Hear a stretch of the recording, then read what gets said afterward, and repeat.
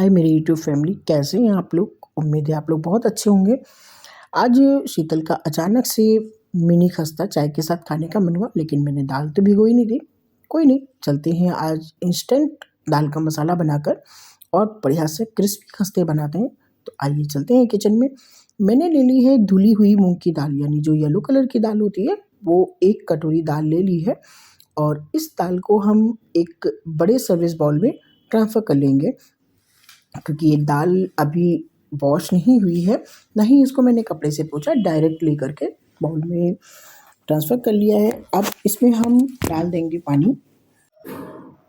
पानी डालकर 2-3 बार पानी से अच्छे से मल कर, मतलब हाथों से अच्छे से रगड़ लेंगे, ताकि इसके ऊपर की जो भी इम्प्योरिटीज़ हो वो साफ़ हो जाए और इनको हम बढ़िया सा साफ़ कर लेते हैं, धुल लेते हैं। अगर आप धुलना ना चाहें तो आप इनको कपड़े से भी पोंछ सकते हैं, लेकिन धुल देने से थोड़ा-सा पानी की सॉफ्टनेस भी आ जाती है। उसके बाद पानी निकाल कर बाउल को ढक कर रख दिया है। अब ले लेते हैं एक बड़ी सी परात और उसमें ले लेते हैं हम 2 कटोरी मैदा। आप यहाँ पर आधा मैदा और आधा आटा भी ले सकते हैं, मैंने दोनों कटोरी मैदा लिया है। इसमें हम डालेंगे 1 चम्मच अजवाइन।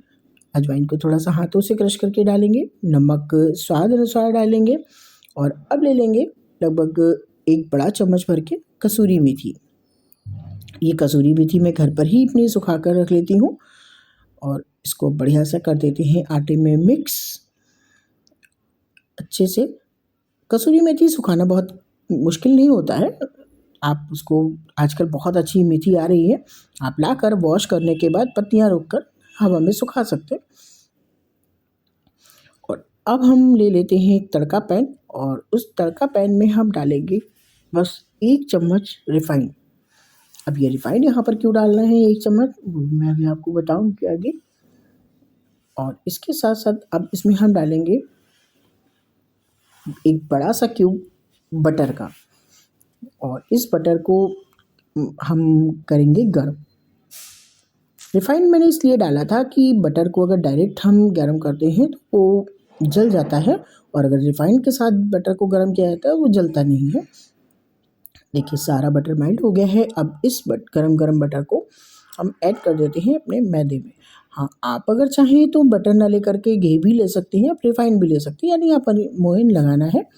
और इसको बढ़िया सा मिक्स कर देंगे पूरे आटे में।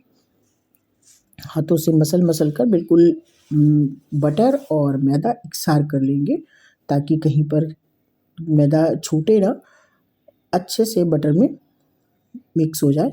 इस तरीके से खूब बढ़िया से चलाते हुए और देखते हैं हाथ में लड्डू बनाकर। देखिए लड्डू बन रहा है, यानी सफिशिएंट है हमारा बटर। अब हम बिल्कुल थोड़ा सा पानी ले कर के और मैदे को सख्त डो तैयार करेंगे। लूज़ नहीं करना है, थोड़ा सख्त ही रहेगा। और पानी बिल्कुल थोड़ा सा ही लेंगे, अगर एक साथ लेंगे तो हो सकता है ज़्यादा हो जाए, इसलिए पानी बिल्कुल थोड़ा सा लेकर। और देखिए बहुत बढ़िया सा सख्त डो तैयार हो गया है। अब इस डो को इकट्ठा करके, अभी इसको मसलेंगे नहीं, बस इसी तरीके से इकट्ठा करने के बाद रख देंगे ढककर कुछ देर के लिए। जब तक आटा सेट हो रहा है तब तक हम इधर दाल खोल के देख लेते हैं। देखिए दाल का पानी बिल्कुल सूख गया है, हल्की सी सॉफ्ट भी हो गई है। देखिए इस तरीके से दाल हो गई है। वो केवल वॉश की थी हमने, भिगोई नहीं थी। अगर आपके पास भीगी हुई हो तो बहुत अच्छी बात है, अगर भीगी नहीं है तो इंस्टेंट बहुत अच्छी बन जाती है। और अब गैस पर रखते हैं एक पैन, और पैन में हम डालेंगे थोड़ा सा तेल, और जो दाल धुल के रखी थी उस दाल को हम इस तेल में ऐड कर देंगे। इस तरीके से सारी दाल को हम इसी तेल में तलनी है हमें। मतलब ये दाल मेरी भीगी तो थी नहीं, सोक तो की हुई नहीं थी, ये अंदर से टाइट है, तो इसलिए इसको हम बढ़िया सा क्रिस्प होने तक तलते रहेंगे, चलाते हुए लो टू मीडियम पर।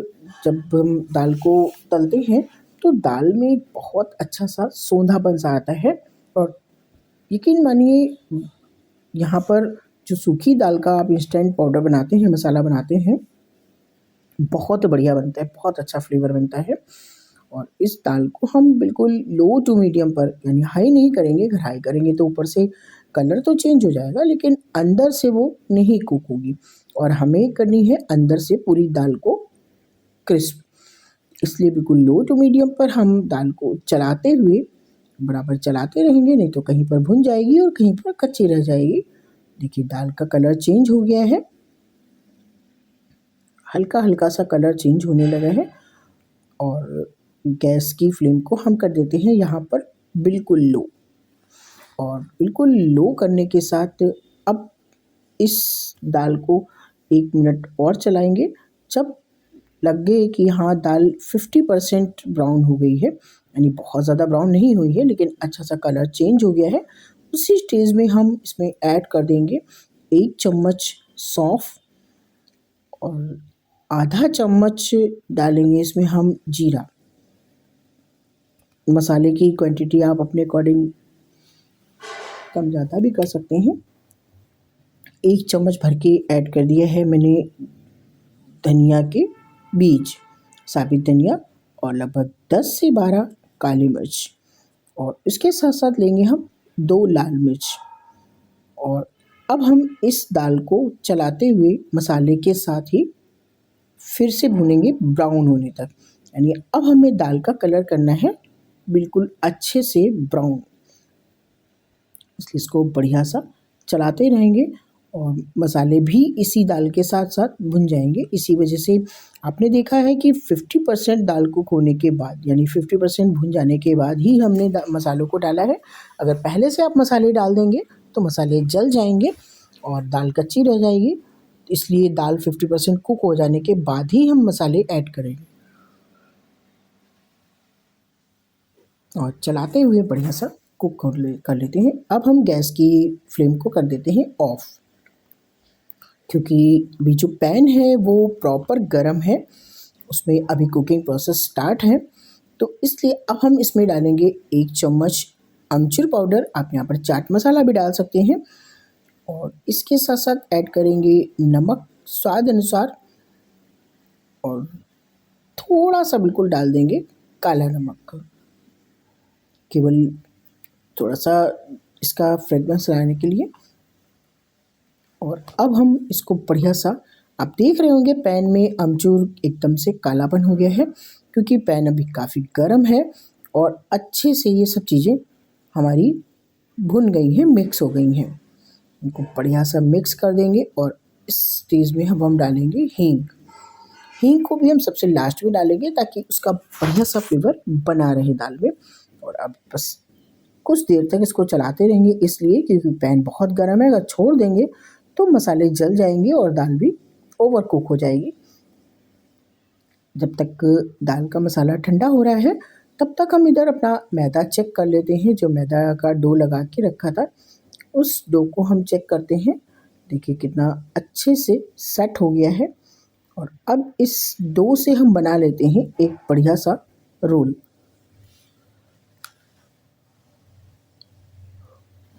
इस मैदे को बहुत ज़्यादा मसलना नहीं है, बस इसी तरीके से हम सेट मैदे को घुमा घुमा कर एक बढ़िया सा, थोड़ा सा मोटा ही रहेगा, रोल बना लेते हैं। और अब इसमें हम चाकू से 4, 5, 6 जितनी भी आपके इजीली थोड़ी सी हल्की सी बड़ी लोई बना लेंगे। इस तरीके से जैसा मैदा हो आप जितनी बन सकती हो ये आप बना लें। अब इसमें से हम एक लोई उठाकर उसको बढ़िया सा शेप देंगे, गोल करेंगे, क्योंकि मैदे को मसला नहीं था, ना ही लोई को हमने गोल किया है।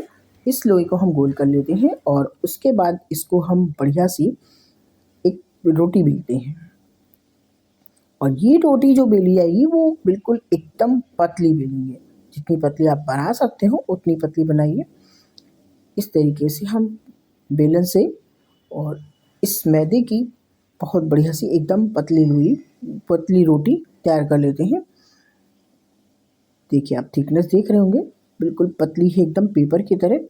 इसी तरीके से सारी रोटियों को तैयार करने के बाद हम ले लेते हैं एक रोटी, रखते हैं तवे चकले पर और उस पर लगा देंगे ढेर सारा घी और फिर उसके ऊपर हम डालेंगे थोड़ा सा मैदा और इसको हम स्प्रेड कर देंगे।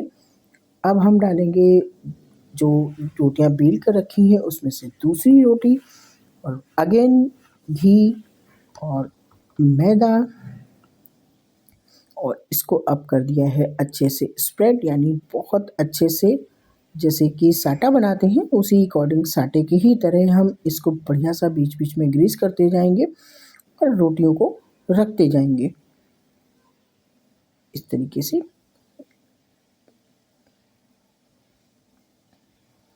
और सबसे ऊपर की रोटी पर अभी हम कुछ नहीं लगाएंगे, बस इसी तरीके से इसको हाथों से दाब दाब कर थोड़ा सा सेट कर लेंगे। और अब बेलन लेकर एक बार फिर हम इसको थोड़ा सा पतला कर लेंगे, बहुत ज़्यादा नहीं करना है, बस थोड़ा सा इतना करना है कि आराम से रोटियां आपस में चिपक जाए। इस तरीके से हल्का सा इसको हम बढ़ा लेते हैं, पतला कर लेते हैं। ये देखिए इस तरीके से बहुत ज़्यादा पतला नहीं करेंगे, नहीं तो परतें चिपक जाएंगी। और अब हम सबसे ऊपर वाली रोटी पर डालते हैं थोड़ा सा घी, थोड़ा सा मैदा और अच्छे से स्प्रेड करने के बाद अब हम इसका बिल्कुल टाइट सा रोल बना लेंगे। ध्यान रखें खूब टाइट सा बनाएं। इस तरीके से देखिए ये बहुत ही बढ़िया से रोल बना लिया है और इस रोल को हम कर लेते हैं हल्का सा स्मूथ। बहुत ज़्यादा इसको बढ़ाना नहीं है, प्रेस नहीं करना है, बस हल्का सा स्मूथ ही करना है। और अब हम चाकू से या धागे से इसकी बिल्कुल पतली पतली सी छोटी छोटी सी लोई काटेंगे। देखिए इस तरीके से, देखिए दिख रही है ना सारी लेयर्स एकदम से, ये कढ़ाई में जब जाएंगी तो सारी लेयर्स अपने आप खुल जाती हैं। और इस तरीके से हम इनको लोई की तरह बना लेंगे।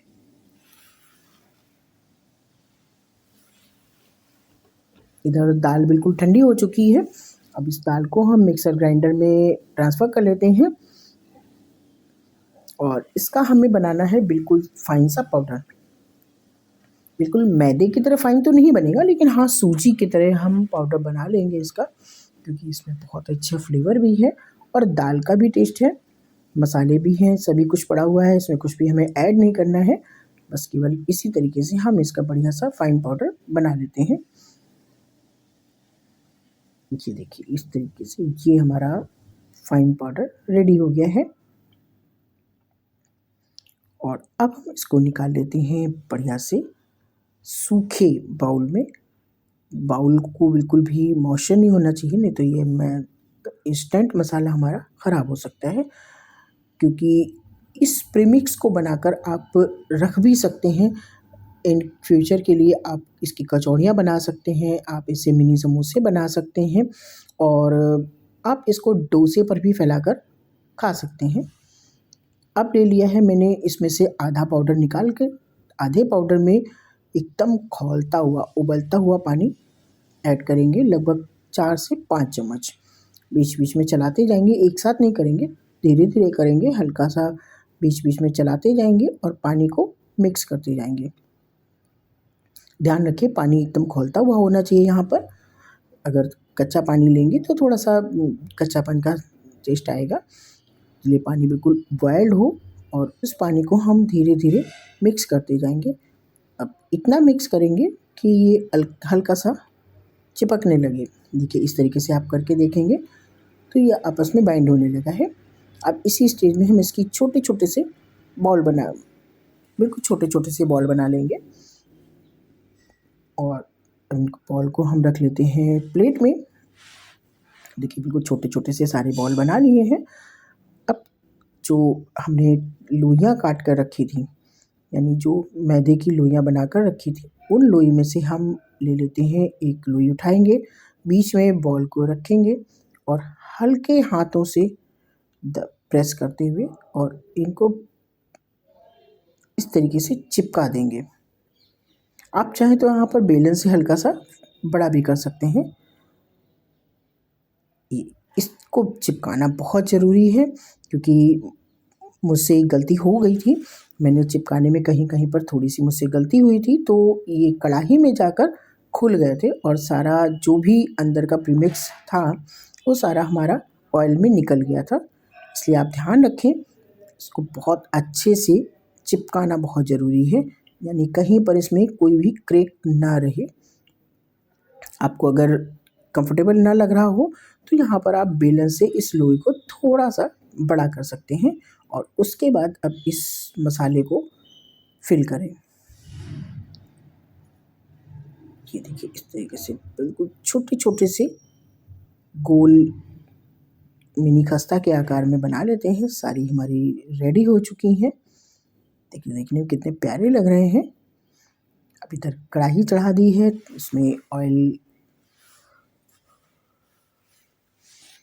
को धुआंधार नहीं गरम करना है, बिल्कुल हल्का सा गरम होने पर ही हम अपनी इस जो तैयार खस्ते हैं इनको एक एक करके इस ऑयल में ऐड कर देंगे और एक बार में इतने ही डालेंगे जितने आराम से कढ़ाई में आ जाएं। बहुत ज़्यादा सटे सटे नहीं डालेंगे।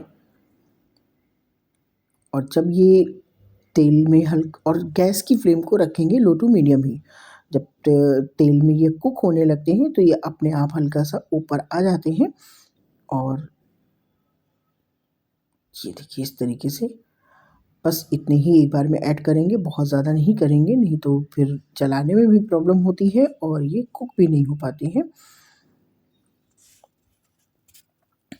कुकिंग प्रोसेस स्टार्ट हो गया है। तेल हल्का गरम था, अब हल्का हल्का तेल गरम होता जाएगा और खस्ते अपने आप पकते जाएंगे। इनकी ये पहचान होती है कि ये धीरे से ऊपर आने लगते हैं, इसका मतलब है कि ये बिल्कुल कुक हो रहे हैं। और गैस की फ्लेम को बिल्कुल मीडियम ही रखेंगे। अगर हम गैस की फ्लेम को हाई कर देंगे तो ये अंदर तक नहीं पकेंगे। इस तरीके से अब इनको हम कांटे से चला देंगे।